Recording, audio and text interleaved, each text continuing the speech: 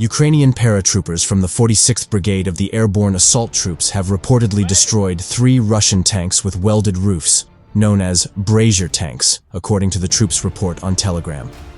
The report indicates that a batch of Russian military vehicles was destroyed in the Pokrovsky sector of the Donetsk region. Fireworks from destroyed enemy armored vehicles on the land of the Ukrainian Donbass do not stop shining, the message read. Long-term observation, careful escort, hitting, explosion. These are the components of the successful work of the UAV operators of our brigade. A video from the drone camera shows several successful drone hits on Russian armored vehicles.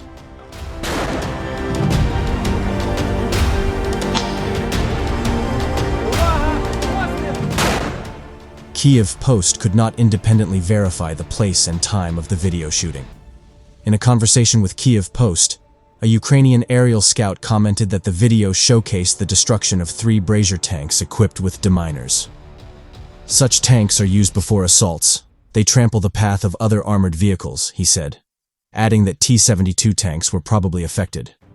The value of an older Soviet T-72 can be nearly $500,000. The cost of a new T-72 tank ranges from $3 to $4 million depending on the configuration. The military officer also added that Ukrainian paratroopers hit the last tank with a drone carrying a cumulative projectile, and then artillery fired at the tank 3 times.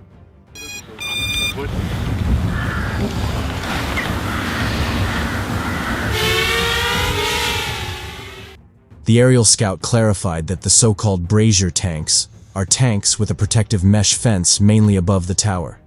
They are similar to the barn tanks, also called turtles, or even blyat mobiles, after the common vulgarity used in Russian as a filler word, much like the English F word. But in the latter, the protective fence is usually made of metal sheets and mainly along the contour. There, tankers are often roasted after being hit. That's why it's called braier, the aerial scout told Kiev Post. Recently, reports have become more frequent that Russian troops are using tanks with welded roofs, called braier tanks, in the war against Ukraine. The Officer Plus Ukrainian Telegram channel shared a comment by the commander of one of the Ukrainian Defense Forces tank units, who spoke about the pros and cons of such an invention by the Russians.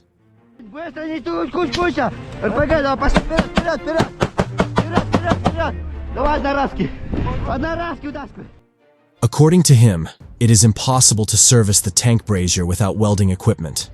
Absolutely any breakdown, even minimal, will stop the operation of the tank. The commander called it a one-trip tank, and added that one of the serious shortcomings is the problem with loading and unloading the combat kit. The military emphasized that he is skeptical about the possibility of long-term use of braiers.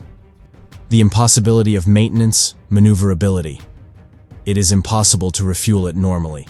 As soon as all the fuel comes out, it will stop, he added.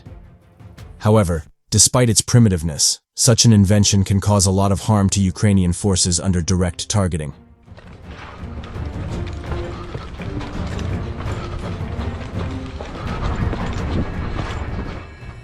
Russian assaults are raising pressure on the strategic eastern logistics hub of Pokrovsky, Ukraine said on Friday, as waves of guided bombs and infantry lead to some of Moscow's largest territorial gains since the spring.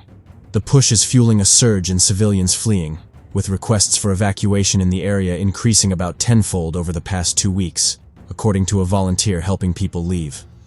Russian forces have been steadily inching forward on several fronts in the eastern Donetsk region, staging particularly fierce attacks near Pokrovsky, with Kiev's troops stretched thin, 29 months since Russia's full-scale invasion.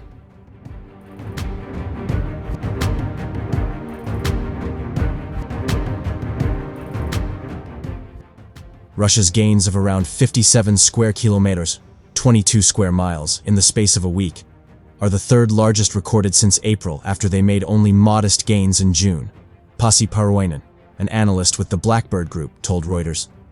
Russian forces are using warplanes and artillery fire to support waves of infantry assaults in the area near Pokrovsky. Ruslan Muzikuk, a spokesperson for Ukraine's National Guard, said in televised remarks.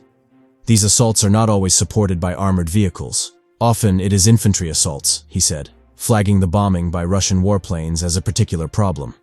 It's a significant threat because the Pokrovsk and Toretsk fronts are taking a large share of the daily aviation strikes carried out on the positions of Ukrainian defenders. Armata!